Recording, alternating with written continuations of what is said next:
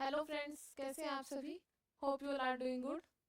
तो कल की क्लास में हमने जो लास्ट टॉपिक कवर किया था वो हमने कोपर स्टोन एज जो है खत्म कर लिया था, ताम्रपाषाण काल। तो जो हमारा प्री हिस्टोरिक पीरियड है वो हमारा कल खत्म हो गया था। फिर हमने नया टॉपिक स्टार्ट किया था इंडस वैली सिविलाइजेशन, जो कि हमारा प्रोटो हिस्टोरिकल पीरियड का पार्ट है। तो इंडस वैली सिविलाइजेशन में कल हमने देखा था कि इंडस वैली सिविलाइजेशन के कितने सारे नाम है। कोई इसको हड़प्पा सभ्यता बोलता है, कोई इसको सैंदल सभ्यता बोलता है, कोई इसको घग्गर हाकरा सभ्यता बोलता है, कांस्य युगीन सभ्यता भी बोला जाता है, और सिंधु घाटी सभ्यता भी। किसी भी नाम पे जो है कोई भी प्रकार का विवाद नहीं है। क्यों? क्योंकि हर नाम का जो है अपना एक रीजन है। जैसे जैसे वहां पर नदियों के किनारे, जिस जिस नदियों के किनारे स्थल मिलते गए उस हिसाब से उनके नाम रखे गए। तो आप कोई भी नाम जो है उसका ले सकते हो। तो हम मोस्टली जो है या तो हड़प्पा सिविलाइजेशन पढ़ते हैं या फिर सिंधु घाटी सभ्यता, इंडस वैली सिविलाइजेशन। तो आज का जो हमारा टॉपिक है वो है इंडस वैली सिविलाइजेशन।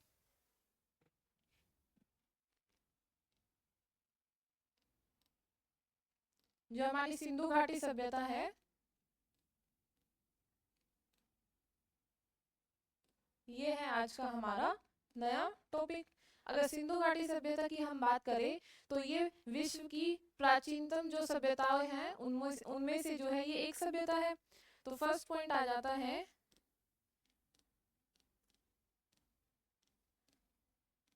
विश्व की प्राचीनतम सभ्यताओं में से एक।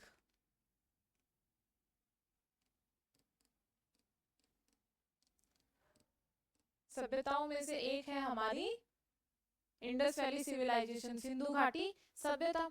अगर इसकी हम दूसरे पॉइंट की बात करें तो जो हमारी सिंधु घाटी सभ्यता है ये जो है एक, अगर भारत की बात करें तो भारत की पहली शहरी सभ्यता है। ये क्या है? भारत की पहली शहरी सभ्यता। तो यहीं से हमारा दूसरा पॉइंट आ जाता है, भारत की पहली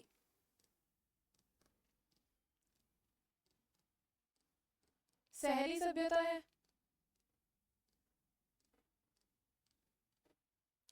और कल हमने देखा था कि जो सिंधु घाटी सभ्यता है उसको कांस्य युगीन सभ्यता भी कहा जाता है। अब कांस्य युगीन क्यों कहा जाता है, उसको ब्रोंज एज सिविलाइजेशन क्यों बोला जाता है? क्योंकि इस काल में जो है ब्रोंज का यूज हुआ था। अब तक हमने कोपर स्टोन एज में क्या देखा था कि तांबे का जो तांबा धातु है उसका प्रयोग जो है मानव ने किया था। इस काल का मानव जो है तांबे के साथ साथ किसका प्रयोग करना शुरू हो गया था? कांसे का, ब्रोंज का। तो यहीं से थर्ड पॉइंट आ जाता है, विश्व की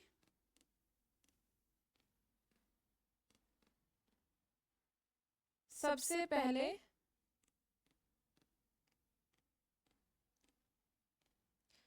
मिश्र धातु, जो मिश्र धातु है हमारी,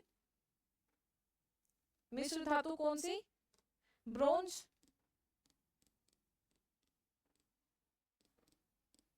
जो हमारी क्या है? कांसा। तो जो मिश्र धातु है उसका प्रयोग करने वाली विश्व की सबसे पहली सभ्यता है। तो ये है हमारा थर्ड पॉइंट।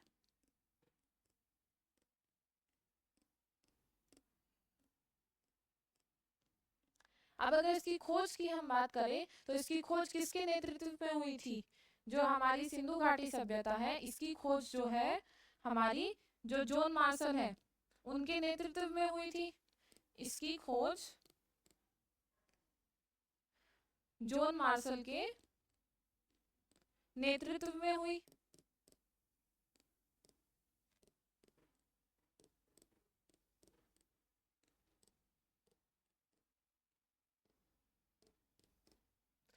अगर प्रारंभिक खोजकर्ता की हम बात करें, सिंधु घाटी सभ्यता के प्रारंभिक खोजकर्ता कौन थे?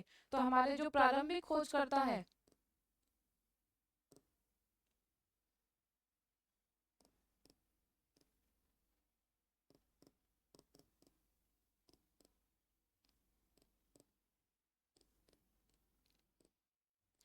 तो इस सभ्यता के प्रारंभिक खोजकर्ता जो है हमारे, वो है दयाराम साहनी और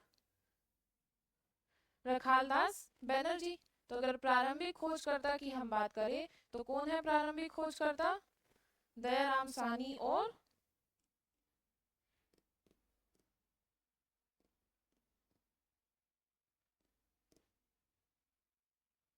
रखालदास बनर्जी।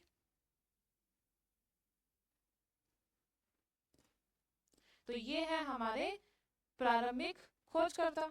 जल्दी से इसको अपनी नोटबुक में राइट डाउन कीजिए, फिर आगे देखते हैं इसमें कुछ पॉइंट। साथ साथ जो है नोट्स बनाते हुए चलिए अपनी नोटबुक में। लिख लिया सभी ने?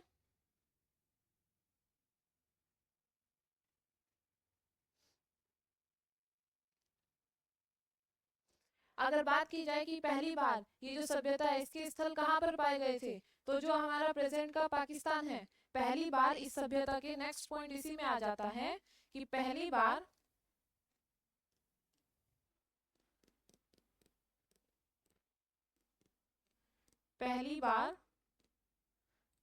इस सभ्यता की खोज कहाँ पे हुई, जो हमारा प्रेजेंट पाकिस्तान है।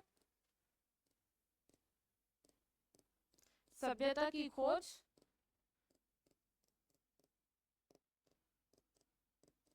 पाकिस्तान में, जो हमारा प्रेजेंट पाकिस्तान है, वहां पर हुई।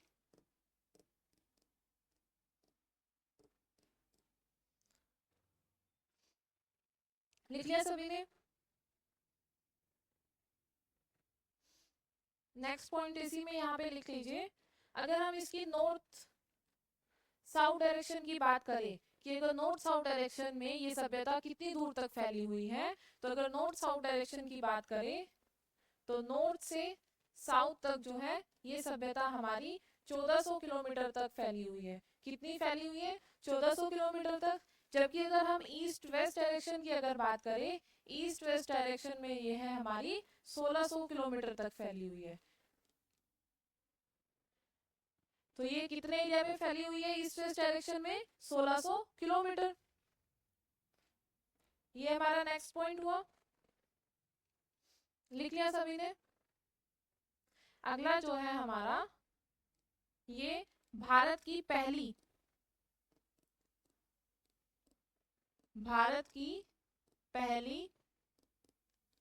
नियोजित, नियोजित का मतलब है प्लान्ड। अभी तक जितनी भी सभ्यता है वो कोई भी नियोजित सभ्यता नहीं थी, मतलब प्लान्ड जो है हमारी प्लान्ड सिटी नहीं थी। जबकि अगर हमारा इंडस वैली सिविलाइजेशन की बात करें, अगर सिंधु घाटी सभ्यता की अगर बात करें, तो जो ये हमारी सभ्यता थी ये कैसी थी? ये प्रॉपरली प्लान्ड सिटी थी। कैसी थी? इसको पहले प्लान किया जाता था, फिर जो है शहरों को बनाया जाता था। तो भारत की पहली नियोजित सभ्यता।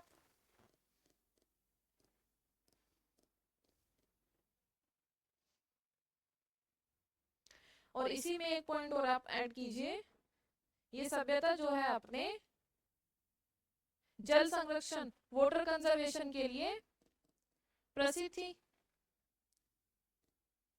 ये सभ्यता अपने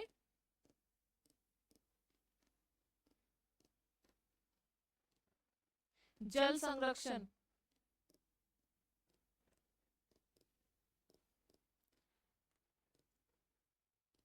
के लिए प्रसिद्ध थी।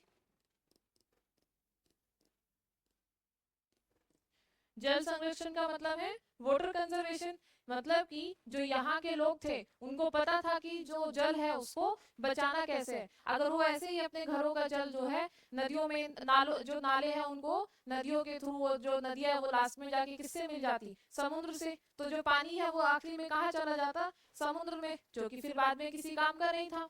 तो इन लोगों ने क्या किया? जल संरक्षण करना शुरू किया। मतलब अपने घरों के आसपास ही ये लोग क्या करते थे? वाटर टैंक बनाते थे, जहां पर जो है पानी स्टोर करते थे। तो उससे क्या होता था? वो पानी जो है अंडरग्राउंड चला जाता था, एब्जॉर्ब होके सोइल के थ्रू, और जो है या फिर अगर इवापोरेट भी होता था तो बारिश के थ्रू वहीं पे बरस जाता था। तो ये लोग जानते थे कि जल संरक्षण कैसे करना है। तो इसीलिए जो है ये सभ्यता जो है इस चीज के लिए प्रसिद्ध थी। जल्दी से इसको अपने नोटबुक में लिखिए। तो ये तो हुआ हमारा मोटा मोटा जो है जो सभ्यता है हमारी, उसकी कुछ विशेषताएं। और नामकरण कर हमने देख ही लिया था कि इसका नामकरण जो है कैसे हुआ, कैसे जो है इसको सिंधु घाटी सभ्यता पढ़ा गया। लिख लिया सभी ने? अगला जो टॉपिक है हमारा वो है, अब जो सभ्यता है, अगर हम सभ्यता की बात करें, सिंधु घाटी सभ्यता,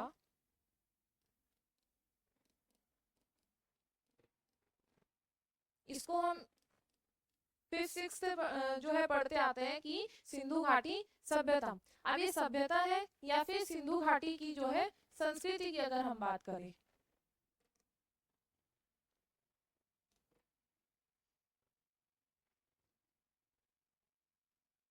सिंधु घाटी संस्कृति, अगर सिंधु घाटी सभ्यता की बात करें तो जो सिंधु घाटी सभ्यता है इसका क्या हो गया है, इसका पतन हो गया है। जबकि अगर सिंधु घाटी संस्कृति की हम बात करें तो जो हमारी संस्कृति है ये आज भी जीवित है।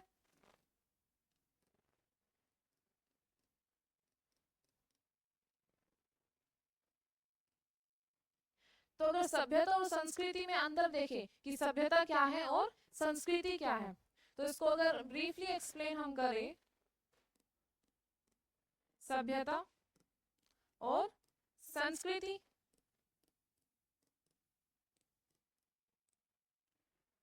तो जो सभ्यता है हमारी वो क्या है, सभ्यता जो है हमारी कि जिसको देखा जा सकता है, तो सभ्यता को क्या है, देखा जा सकता है। जबकि अगर हम इसकी बात करें संस्कृति की, तो संस्कृति को जो है देखा नहीं जा सकता, जो हमारी संस्कृति है इसको देखा नहीं जा सकता। अब अगर देखा नहीं जा सकता तो ये क्या है, अब आप मान के चलिए कि जैसे जो सभ्यता है उसको देखा जा सकता है, तो इसका मतलब ये क्या है, ये हमारी बॉडी है, क्या है, तन, मतलब बॉडी। और जो संस्कृति है उसको देखा नहीं जा सकता, सिर्फ महसूस किया जा सकता है, तो ये क्या है, हमारा मन।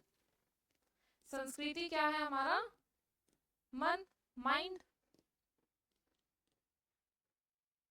अगर सभ्यता की बात करें तो जो हमारी सभ्यता है वो क्या है, व्यवहार। वो क्या है, वो व्यवहार को दर्शाती है।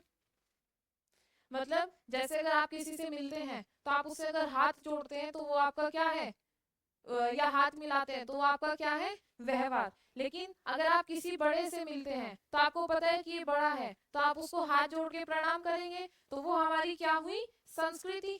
तो जो संस्कृति है वो क्या है, हमारा विचार, जो थॉट है हमारा। तो संस्कृति क्या है, हमारी विचार। यहीं पे अगर हम बात करें सभ्यता और संस्कृति की, तो जो हमारी सभ्यता है वो जो है समय और स्थान के साथ जो है बदलती है। सभ्यता जो है समय और स्थान के साथ बदलती है। जबकि अगर संस्कृति की बात करें तो वो क्या है, वो स्थिर है।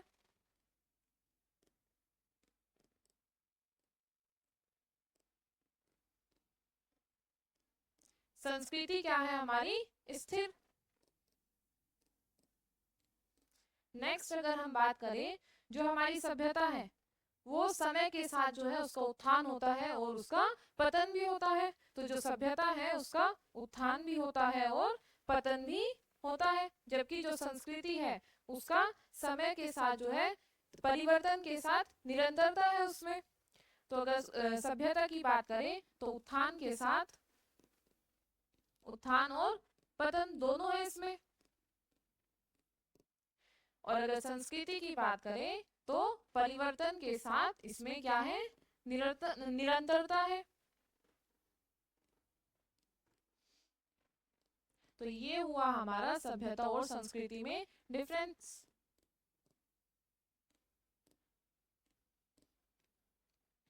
लिखिए इसको जल्दी से अपनी नोटबुक में।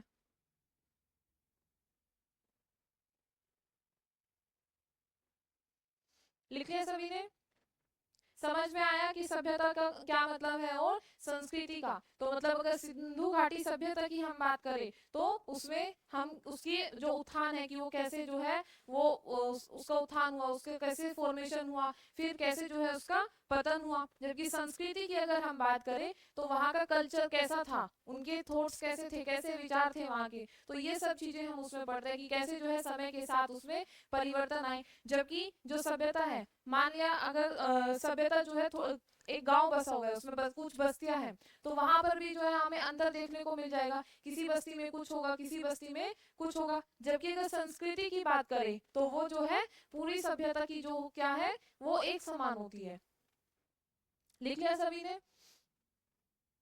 अब अगर हम बात करें कि जो हमारी सिंधु घाटी सभ्यता है, क्या जिस समय पे सिंधु घाटी सभ्यता थी उस समय पे और कोई सभ्यता भी थी, समकालीन सभ्यताएं उसकी थी या नहीं? तो अगर हम इसकी समकालीन सभ्यताओं की बात करें,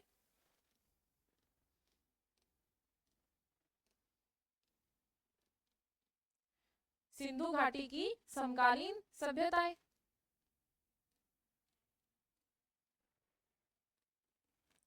तो उस समय पे जो है सिंधु घाटी सभ्यता के साथ जो है विश्व में और भी सभ्यताएं थी, जैसे हमारी नील नदी की सभ्यता,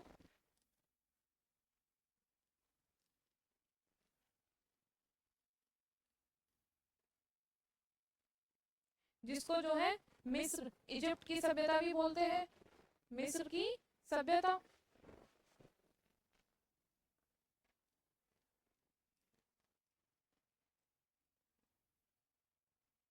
दूसरी अगर समकालीन सभ्यता की हम बात करें तो हमारी चीन की सभ्यता।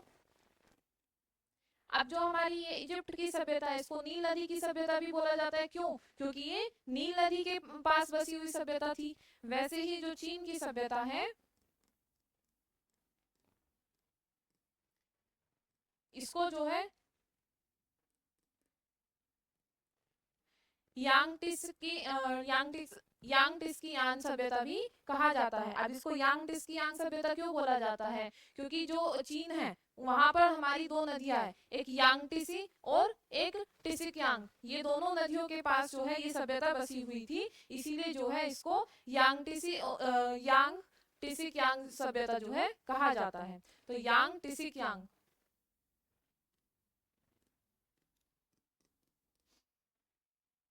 सभ्यता। अगली अगर हम बात करें समकालीन सभ्यता की, तो जो हमारी नेक्स्ट है वो है हमारी मेसोपोटामिया की सभ्यता।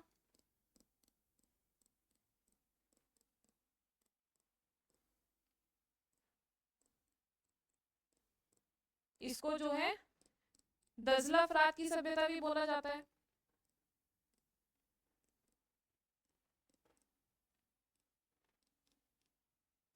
अब इसको दजला फरात की सभ्यता क्यों बोला जाता है?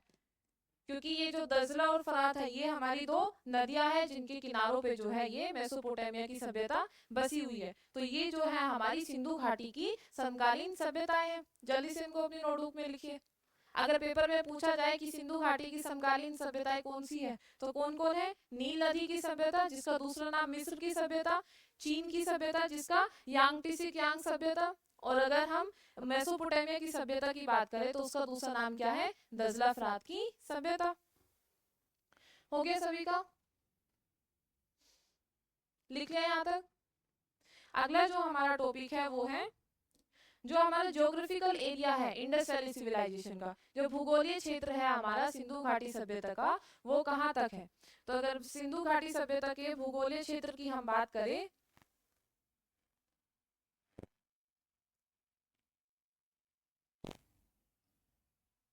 Geographical area of Indus valley civilisation,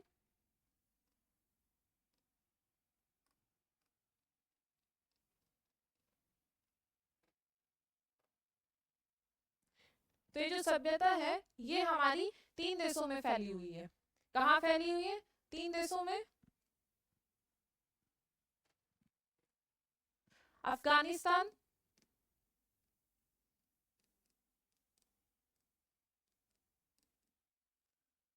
Pakistan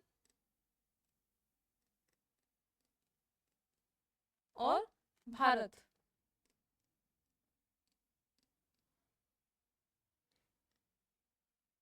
अगर अफगानिस्तान की हम बात करें तो यहाँ पर कौन सा स्थल है? अफगानिस्तान में जो है हमारा सोर्तगई,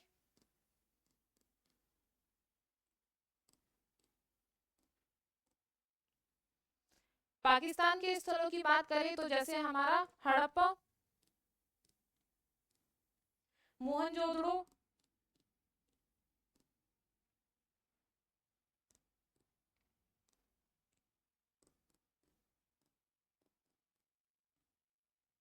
चनहुदड़ो, बालाकोट, आमरी, सूतका गेंडोर,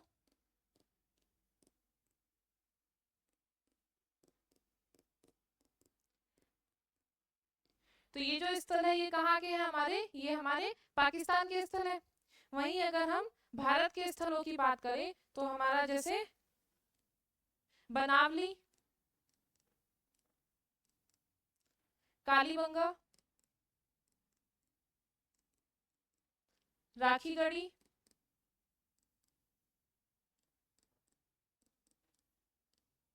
धोलावीरा, लोथल, रोपड़, रंगपुर, आलमगीरपुर,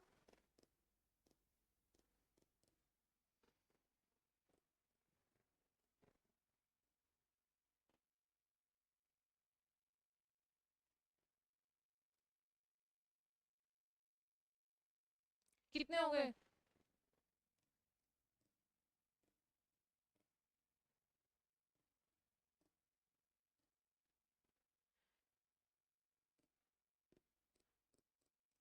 अगला है हमारा कुणाल, और एक इसमें लिख लो आप सुरकोटड़ा।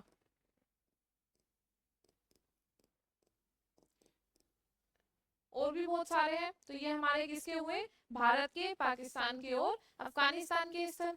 अब अगर इसकी ज्योग्राफिकल लोकेशन की हम बात करें तो पेपर में कई बार पूछा जाता है कि नॉर्थ मोस्ट, साउथ मोस्ट या वेस्ट मोस्ट, या बात करें अगर ईस्ट मोस्ट, अगर साइट की हम बात करें, इंडस वैली सिविलाइजेशन की नॉर्थ मोस्ट साइट कौन सी है। अगर पेपर में पूछ लिया जाए कि इंडस वैली सिविलाइजेशन की नॉर्थ मोस्ट साइट कौन सी है, तो जो हमारी नॉर्थ मोस्ट साइट है, जो उत्तर में, उत्तर छोर पे जो हमारी सिंधु घाटी सभ्यता की जो स्थल है वो कौन सा है, वो है हमारा मांडव। ये है हमारा मांडव। अगर ईस्ट की हम बात करें तो ईस्ट में जो है हमारा आलमगीरपुर।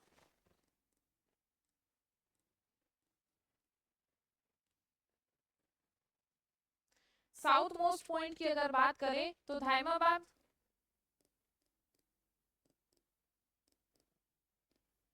और अगर हमारे वेस्ट मोस्ट पॉइंट जो है वो पूछा जाए कि वेस्ट मोस्ट जो स्थल है, वेस्ट मोस्ट जो साइट है हमारी इंडस वैली सिविलाइजेशन की, वो कौन सी है, तो वो है हमारी सूतका गेंडोर।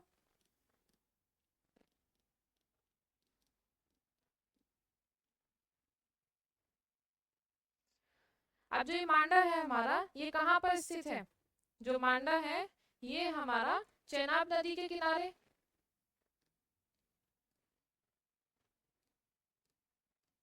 ये हमारा चेनाब नदी के किनारे का क्षेत्र है।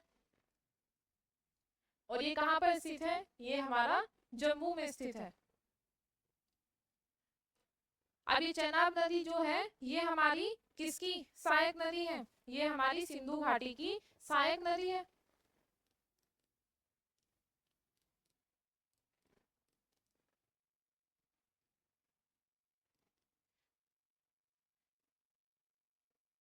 जो चेनाब नदी है ये हमारी सिंधु घाटी की सहायक नदी है।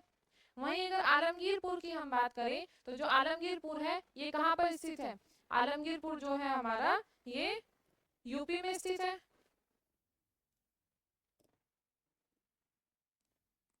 ये हमारा यूपी का क्षेत्र है। यूपी में भी अगर बात करें तो मेरठ के हिंडन नदी के पास, ये कहाँ पर है हमारा, मेरठ के हिंडन नदी के पास, हिंडन नदी के किनारे का क्षेत्र।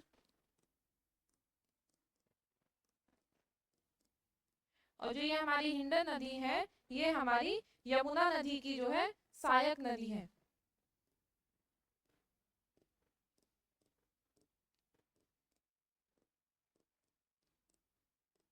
यमुना नदी की सहायक नदी।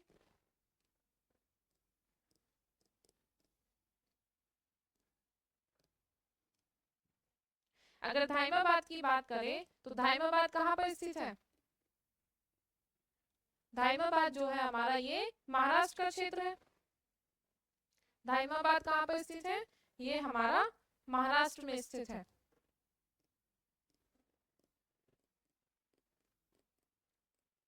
और किस नदी के किनारे है अगर ये पूछा जाए तो ये हमारा प्रवरा या फिर आप प्रवरा नदी भी बोल सकते हो। इसको प्रवरा नदी या प्रवरा नदी बोलते हैं।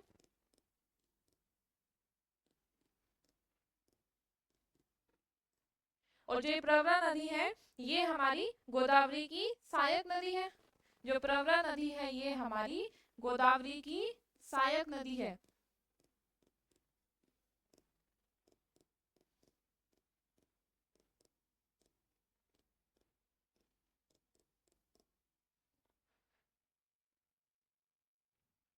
तो ये हुआ हमारा धाइमाबाद। अगर सुतका गेंडोर की बात करें तो जो सुतका गेंडोर है ये हमारा बलूचिस्तान का स्थान है। ये कहाँ पर है? बलूचिस्तान, जो हमारा पाकिस्तान में है। और ये किस नदी के किनारे है? ये हमारा दास नदी के किनारे है।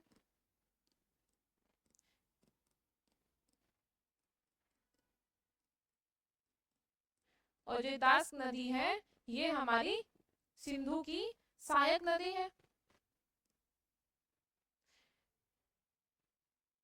नहीं, दास नदी सिंधु की सहायक नदी नहीं है। जो हमारी चेनाब है वो हमारी जो है सिंधु की सहायक नदी थी। तो ये किसके किनारे है? ये हमारा दास नदी के किनारे पर है।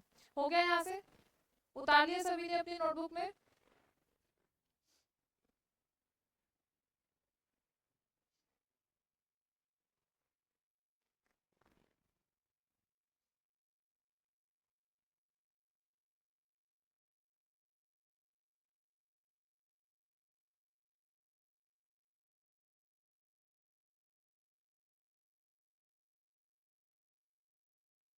अच्छा, कुछ बच्चे जो है वो सोच रहे होंगे जो धाइमाबाद है ये कल हमने जो है कोपर स्टोन एज में भी पढ़ा, आज जो है हम इसको इंडस वैली सिविलाइजेशन में भी पढ़ रहे हैं। तो मैंने कल भी बताया था कि जो धाइमाबाद है यहाँ पर जो है हमें सिंधु घाटी सभ्यता के जो है वो भी देखने को मिली है। और जो हमारा कोपर स्टोन एज जो ताम्र पाषाण काल की संस्कृति है वो भी हमें यहाँ पे देखने को मिली है। इसलिए धाइमाबाद को जो है हम दोनों के स्थलों में पढ़ते हैं। ये हमारा कोपर स्टोन एज ताम्र पाषाण काल का भी स्थल है और हमारा सिंधु घाटी सभ्यता का भी स्थल है।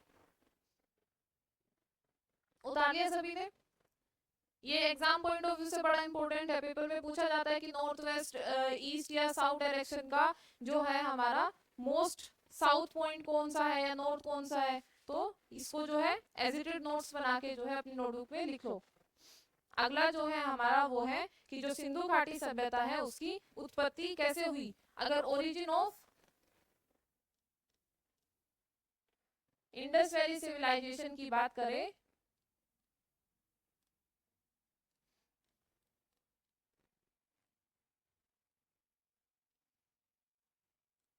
तो जो हमारा सिंधु घाटी सभ्यता है उसकी उत्पत्ति पे जो है लोगों के जो है अलग अलग विचार हैं।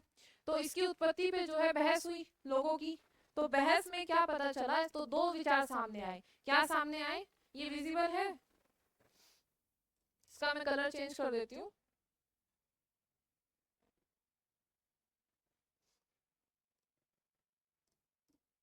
तो आज का जो हमारा टॉपिक है अगला ये क्या है? Origin of Indus valley civilisation.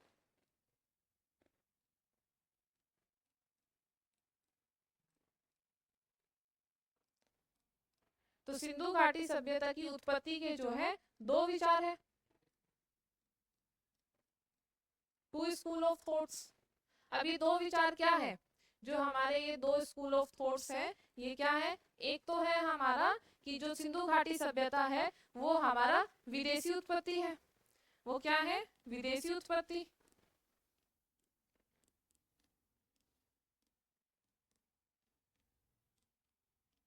और दूसरा जो है वो है हमारा कि ये स्वदेशी पुरुष का परिणाम है।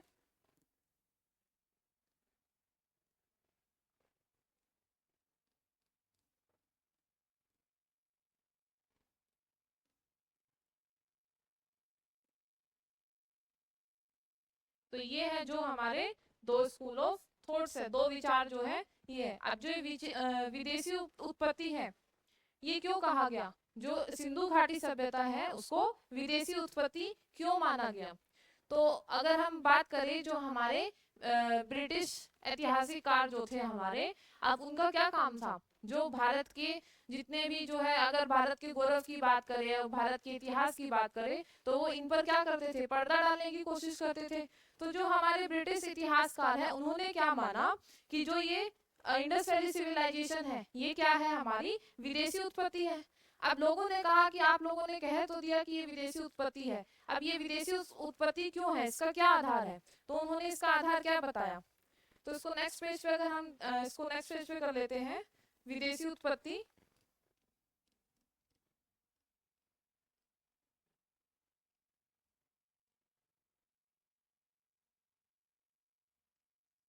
तो इसका आधार क्या है? अगर आधार की बात करें तो उन्होंने कहा कि जो ये सिंधु घाटी सभ्यता है, ये जो मेसोपोटामिया की सभ्यता है उसकी जो क्या है? उपनिवेश है, मतलब उसकी कॉलोनी है। तो क्या कहा गया कि ये मेसोपोटामिया की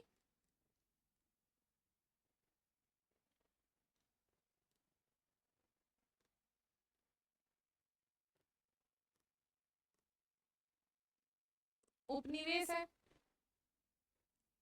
मतलब कॉलोनी है।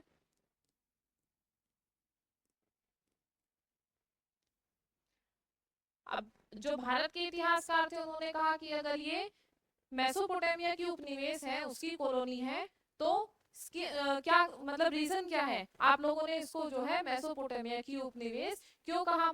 तो अब बात है कि किन लोगों ने जो है इसको मेसोपोटामिया की कॉलोनी कहा। तो अगर हम बात करें तो हमारे जैसे जॉन मार्शल हो गए,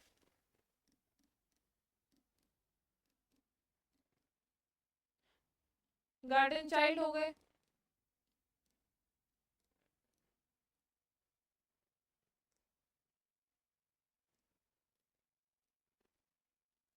व्हीलर हो गए। तो इन्होंने क्या है? इसको विदेशी उत्पत्ति का आधार बताया। अब किस बेसिस से बताया? उन्होंने बोल दिया कि ये मेसोपोटामिया का उपनिवेश है। अब इसको मेसोपोटामिया का उपनिवेश क्यों कहा? तो जब भारत के इतिहासकारों ने उनसे जवाब मांगा तो उन्होंने क्या कहा कि ये जो है सिंधु घाटी सभ्यता और मेसोपोटामिया की सभ्यता में क्या है? समानता है। अब समानता क्या क्या बताई उन्होंने? अगर समानता की हम बात करें तो समानता क्या क्या बताई है? तो उन्होंने कहा, मान लिया ये हमारा मेसोपोटामिया की सभ्यता हो गई,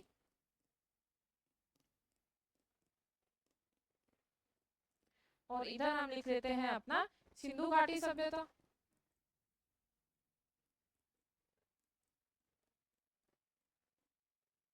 तो समानता क्या क्या बताई उन्होंने? अगर समानता की बात करें तो उन्होंने बोला कि ये जो है नगरीय सभ्यता है। कैसी है? नगरीय, मतलब अर्बन सिविलाइजेशन। मेसोपोटामिया की सभ्यता को उन्होंने क्या कहा? अर्बन सिविलाइजेशन, नगरीय सभ्यता है।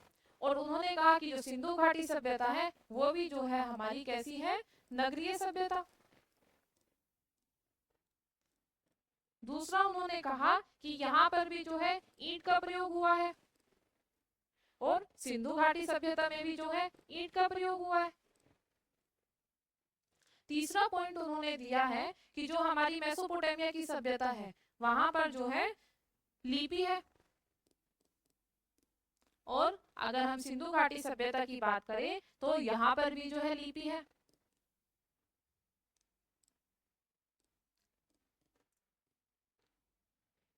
चौथा पॉइंट जो उन्होंने दिया है, उन्होंने कहा कि यहाँ पर भी जो है तांबे का यूज हुआ है। तांबे का प्रयोग जो है मेसोपोटामिया में भी किया गया है, और तांबे का प्रयोग जो है सिंधु घाटी सभ्यता में भी किया गया है। अब जो भारतीय इतिहासकार थे, अब उन्होंने कहा कि ठीक है, आप लोगों ने पॉइंट तो दे दिया, ये तो समानता बता दी, लेकिन असमानता भी तो है। तो हम कैसे मान लें कि ये जो है मेसोपोटामिया का उपनिवेश है? तो विश्लेषण हुआ। अब विश्लेषण हुआ तो असमानता सामने आई। लिख लिया सभी ने इसको अपनी नोटबुक में? जब विश्लेषण हुआ तो क्या सामने आई? असमानता। तो विश्लेषण होने पर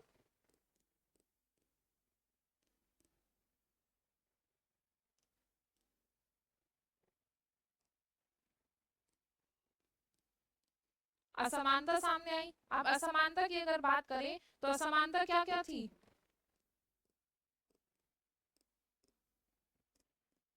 तो जो हमारी असमानता है, अगर असमानता की बात करें सिंधु घाटी सभ्यता और मेसोपोटामिया की सभ्यता में, ये हमारी मेसोपोटामिया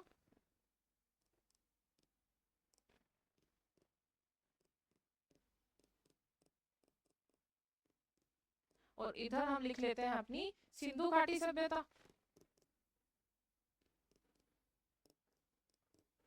तो असमानता की अगर बात करें तो असमानता क्या क्या आई है हमारी? अब इन्होंने कहा था कि जो मेसोपोटामिया की सभ्यता है वो कैसी है? नगरीय। और जो सिंधु घाटी की सभ्यता है वो भी नगरीय है, मतलब अर्बन सिविलाइजेशन है।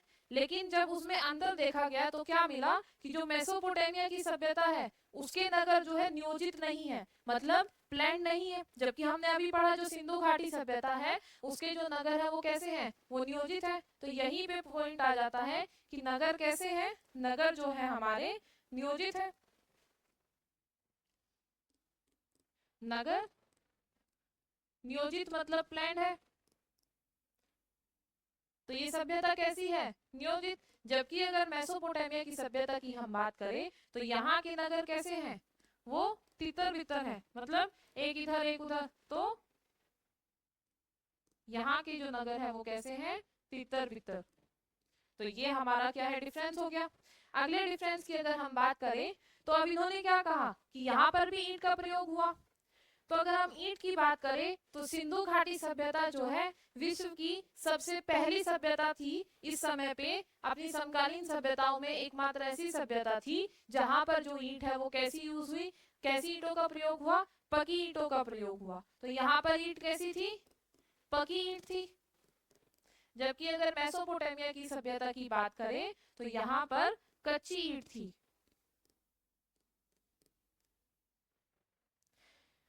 तो ये तो हमारे दो डिफरेंस हो गए। अब अगर तीसरे डिफरेंस की बात करें लिपि की, तो जो हमारी सिंधु घाटी सभ्यता है उसकी लिपि कैसी है? चित्रात्मक। तो क्या कहा गया कि सिंधु घाटी की लिपि जो है वो कैसी है? चित्रात्मक। जबकि अगर मेसोपोटामिया की सभ्यता की बात करें तो वहां की जो लिपि है वो किलात्मक है, मतलब यहाँ की सभ्यता जो है वो चित्रात्मक नहीं है। तो यहीं से पॉइंट आ गया कि चित्रात्मक नहीं है, लिपि जो है वो हमारी चित्रात्मक नहीं है। तो ये भी डिफरेंस हो गया। अब चौथा क्या था? इन्होंने कहा कि यहाँ पे जो है तांबे का प्रयोग था। ठीक है भाई, तांबे का प्रयोग था, इधर भी तांबे का प्रयोग था और इधर भी तांबे का प्रयोग था। लेकिन हमने अभी क्या पढ़ा कि इंडस वैली सिविलाइजेशन के लोगों ने जो हमारा ब्रोंज है, कांसा है, उसका प्रयोग भी शुरू कर दिया था। तो सिंधु घाटी सभ्यता में तांबे के साथ साथ कांसे का भी प्रयोग था। तो यहाँ पर कांसा और तांबा दोनों हैं। तो ये है हमारा डिफरेंस। तो इसका जो निष्कर्ष है, जो कंक्लूजन है, वो क्या निकल के आया है कि जो सिंधु घाटी सभ्यता है वो मेसोपोटामिया की उपनिवेश नहीं है, मतलब मेसोपोटामिया सभ्यता का कॉलोनी नहीं है। लिख लिया सभी ने इसको अपनी नोटबुक में? ये तो हुआ हमारा फर्स्ट थॉट। अब अगर सेकंड थॉट ऑफ स्कूल की हम बात करें तो वो क्या है हमारा कि ये स्वदेशी पौरुष का परिणाम है। तो मैंने जब आपको स्टोन एज पढ़ाया था वहां पर हमने एक स्टोरी पढ़ी थी कि जो हमारा पाषाण काल है, अगर हम बात करें स्वदेशी पौरुष की परिणाम की, जो सेकंड थॉट ऑफ स्कूल है हमारा वो क्या है कि ये स्वदेशी पौरुष का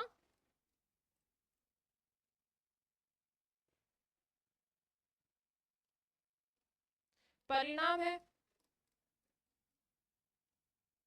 अब स्वदेशी पौरुष का परिणाम क्यों कहा गया?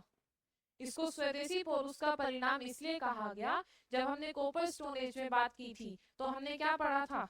यहाँ पे हमने पूरा पाषाण काल पढ़ा था, पैलियोलिथिक एज, उसके बाद मध्य पाषाण काल,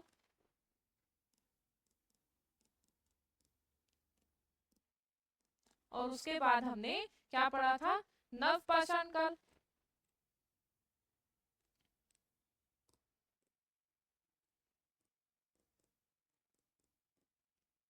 तो हमने यहाँ पे क्या देखा था कि जो हमारा पूरा पाषाण काल पैलियोलिथिक एज था, वहां का जो मानव था वो कैसा था, आखेट का जीवन जीता था। जबकि मध्य पाषाण काल के मानव की अगर बात करें तो वो क्या बन गया था, पशुपालक।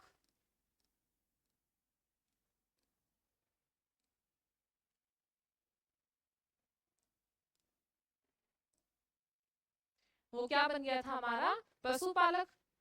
और नव पाषाण काल का जो मानव है वो क्या करने लगा था, वो कृषि करने लगा था और उसके जीवन में स्थायित्व आ गया था। तो नव पाषाण काल का मानव कृषि करने लगा था। अब कृषि की तो हमने इसको डिटेल में पढ़ा था कि जब मानव ने कृषि की, कृषि की तो क्या हुआ, उत्पादन हुआ।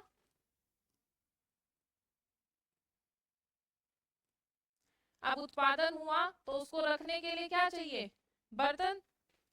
अब रखने के लिए बर्तन चाहिए तो किसका आविष्कार हुआ, मृदभांड। मृदभांड का आविष्कार हुआ और मृदभांड के आविष्कार से पहिए का आविष्कार हुआ। तो ये हमने देखा था कि यहाँ पर दो नई खोज हुई, मृदभांड का आविष्कार हुआ और पहिए का आविष्कार हुआ। दूसरा हमने देखा था कि जब कृषि कर रहे थे तो उत्पादन हुआ, धीरे धीरे जो है उत्पादन बढ़ा, मतलब सरप्लस हुआ, उत्पादन बढ़ा। अब उत्पादन बढ़ा तो क्या हुआ, एक्सचेंज हुआ। एक्सचेंज हुआ तो उससे क्या हुआ, व्यापार। अब व्यापार कहाँ होगा, नदियों के रास्ते।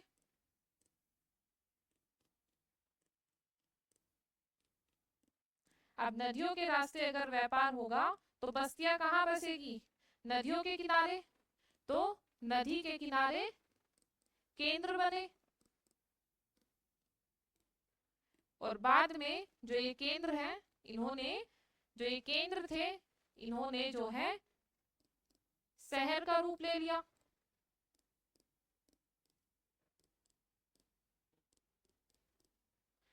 और ऐसे ही जो है हमारी सिंधु घाटी सभ्यता का जो है उत्थान हुआ। तो यहाँ पे अगर हम बात करें तो शुरू की अगर हम बात करें, अगर इसको हम डिवाइड करें तो क्या हम इसको आरंभिक पशुपालक बोल सकते हैं। तो ये हमारा क्या हुआ, आरंभिक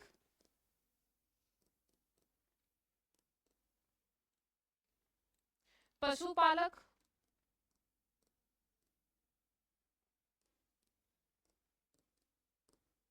और अगर नव पाषाण काल की हम बात करें, ये लोग कृषि करते थे तो इसको हम क्या बोल सकते हैं, कृषक समुदाय के लोग।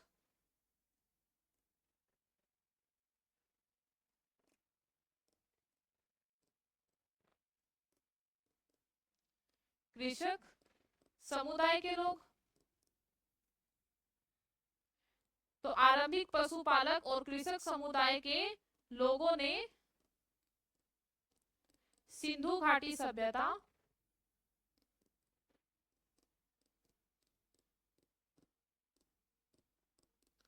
की पृष्ठभूमि तैयार की, मतलब इनका प्लॉट जो है किसने तैयार किया,